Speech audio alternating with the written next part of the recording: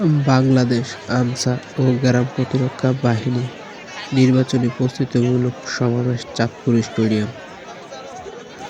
দ্বাদশ জাতীয় নির্বাচন ২০২৬ উপলক্ষে বাংলাদেশ আনসার ও গ্রাম প্রতিরক্ষা বাহিনীকে নির্বাচনী দিক নির্দেশনা দেওয়া হবে। তাই আজকে চাঁদপুর জেলা অধীনে যত বাংলাদেশ আনসার ও গ্রাম প্রতিরক্ষা বাহিনী আছে তাদের সবাইকে সকাল ৯টায় স্টেডিয়াম মাঠ প্রাঙ্গণে উপস্থিত থাকতে বলা হয়েছে। তাই আজকে আমরা সবাই স্টেডিয়ামে সমবেত হয়েছি। আমাদের এখনো কার্যক্রম শুরু হয়নি, আরও কিছুক্ষণ পরে রেঞ্জ কমান্ডার আসবেন কুমিল্লা থেকে এবং আমাদেরকে দিক নির্দেশনা দেবেন।